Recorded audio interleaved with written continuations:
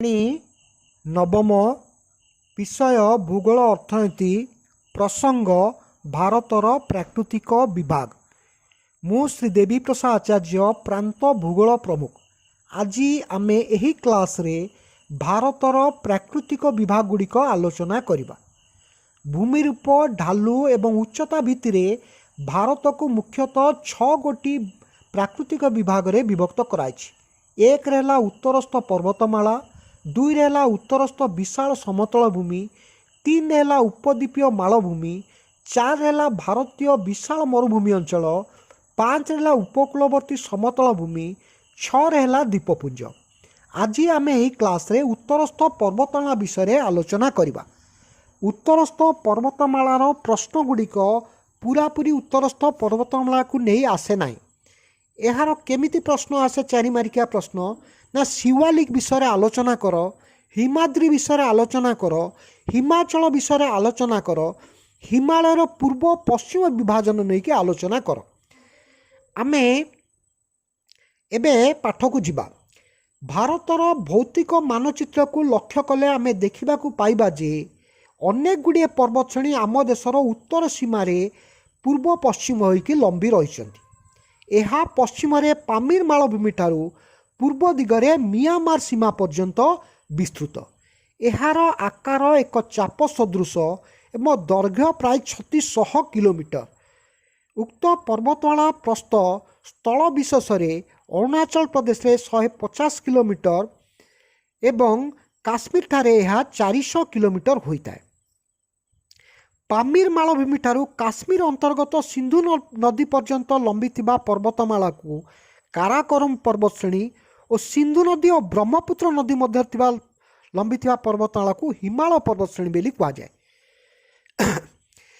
हिमालय पर्वतर दक्षिण रु उत्तर को समांतर भावे 3 गोटी पर्वत श्रेणी पछकु पछ रही। यही पर्वत श्रेणी को दक्षिण रु उत्तर को शिवालिक, ता पछकु हिमाचल, ता पछकु हिमाद्री रही। एबे आसीबा शिवालिक विषय रे आलोचना कर। शिवालिक हिमालयर दक्षिण थिबा पर्वत श्रेणी को शिवालिक बेली कहा जाए। एहार उच्चता समुद्र पतनरू हाराहारी 1000 मीटर रु 1200 मीटर मध्य एवं प्रस्थ प्राय 10 रु 50 किलोमीटर मध्य। शिवालिक गोड़ी माटी कर्दम और परस्पर सहित बांधी होई नथिबा शिलाबली पदार्थ रे गठित। एहा निरवच्छिन्न नुहे अर्थात एहा छाड़ी छाड़ी रही। यार विशेषत्व है एथिरे केतेगुड़िए डून देखा जाए।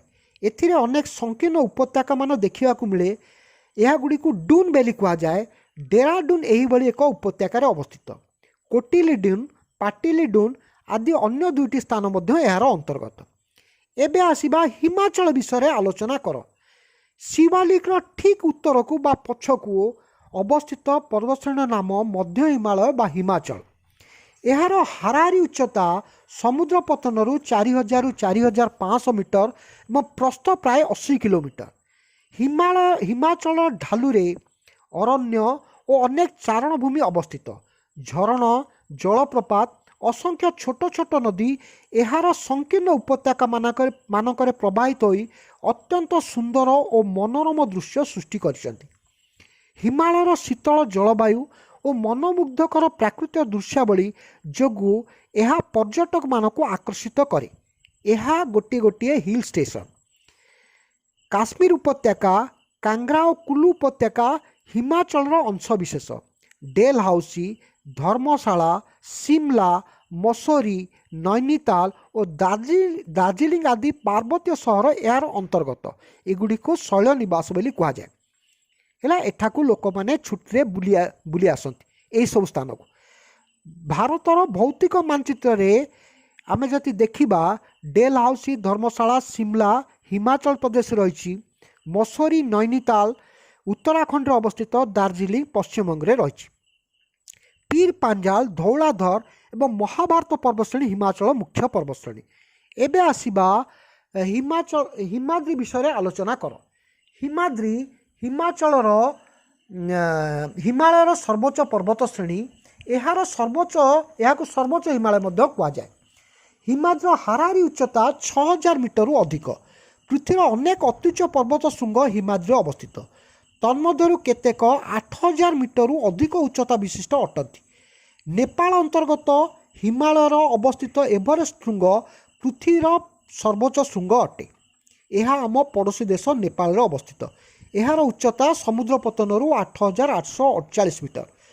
आउ हिमालय पर्वतश्रेणी अवस्थित भारतर सर्वोच्च पर्वत शृंग होची कांचनजंगा।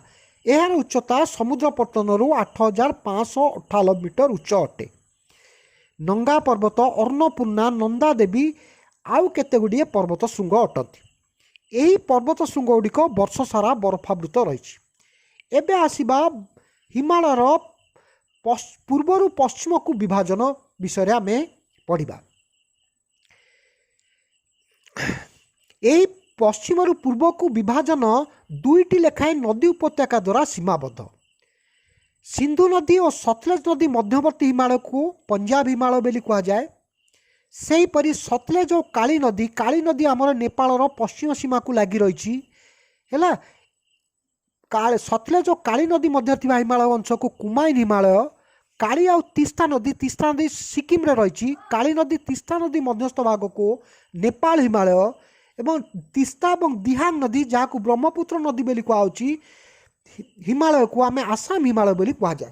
धन्यवाद रही। नेक्स्ट क्लास रे आम अधिक विषय जानिबा।